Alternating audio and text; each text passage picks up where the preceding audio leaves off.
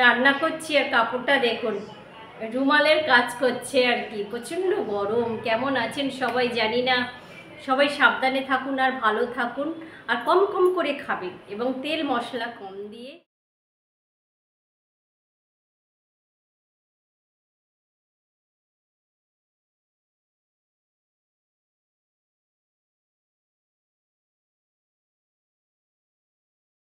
খুব একটা মূল্যবান জিনিস দিয়ে গেছে গরমের সময় আমার মা। বিশেষ কিন্তু দাম নয়, কিন্তু আমার কাছে এটা খুব একটা দামি জিনিস গরমের সময়। বাড়ির সবাই খুব পছন্দ করে। এটা হচ্ছে নিম ফুল।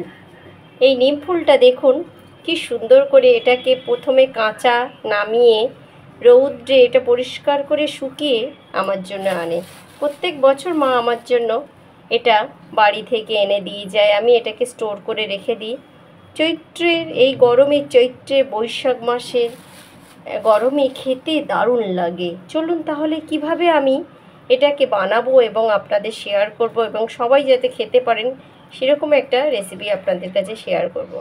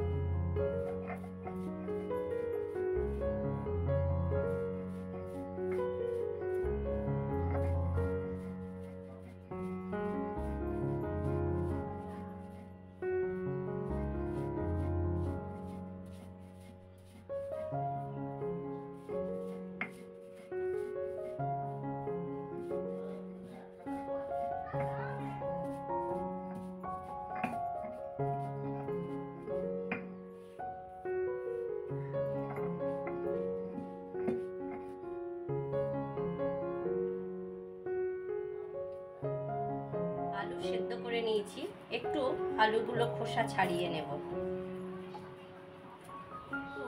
এটাকে আমি ম্যাশার দিয়ে একটু ফাটিয়ে নেব সুন্দর করে, একদম কোথাও যেন ডিম ডিম বা দানা না থাকে। সুন্দর করে এটাকে মসৃণ করে মাখতে হবে। পেশেন্ট বা প্রেশারের পেশেন্ট, হাই প্রেশার আছে, তারা লবণটা কাঁচা খাবেন না। কড়াইয়ের মধ্যে লবণটা দিয়ে ভেজে নিয়ে তারপরে খাবেন, তাহলে আপনার শরীরের জন্য ভালো। সেই পাউডার, নিম ফুলের পাউডার, চোখে জল আসা কাচ্চি ঘানি সর্ষের তেল একটু চাপ দিয়ে মাখাতে হবে। আমার এক্সট্রা হলো, এটা আমি যত্ন করে গুছিয়ে রাখবো। যখনই মন চাইবে সর্ষের তেল দিয়ে একটু, আপনারা আলু না দিয়ে সুগার পেশেন্টরা এইভাবেও খেতে পারেন। লবণ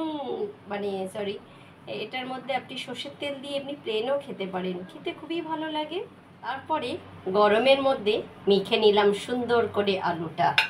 তারপরে দিয়ে দেবেন ওপর থেকে, এটা লঙ্কা ছাড়া খেতে হয়, দিয়ে দিতে হবে আবার কাচ্চি ঘানি সর্ষের তেল। এটা দিয়ে প্রথম ভাতে খাবেন আর রূপাদির কথা মনে পড়ে যাবে যে রূপাদিদি কি একটা অসাধারণ জিনিস বানিয়েছে। এটাই ছিল আজকের রেসিপি। যদি আপনাদের ভালো লাগে অবশ্যই, এখন সিজন, এই সময় একটু বানিয়ে খান, অবশ্যই ভালো লাগবে। দেখা হবে আবার ঝাঁ চকচকে আবার নতুন কোনো ভিডিওতে। ভালো যদি লাগে একটি বেল আইকনটা প্রেস করে দেবেন, কাউকে শেয়ার করতে পারেন, নিজে বানাতে পারেন। আর নতুন বন্ধুরা যদি ভালো লাগে অবশ্যই সাবস্ক্রাইব করে আমার সাথে থাকতে পারেন। দেখা হবে পরের ভিডিওতে। সবাই ভালো থাকবেন গরমের মধ্যে। আজকের মতো টাটা।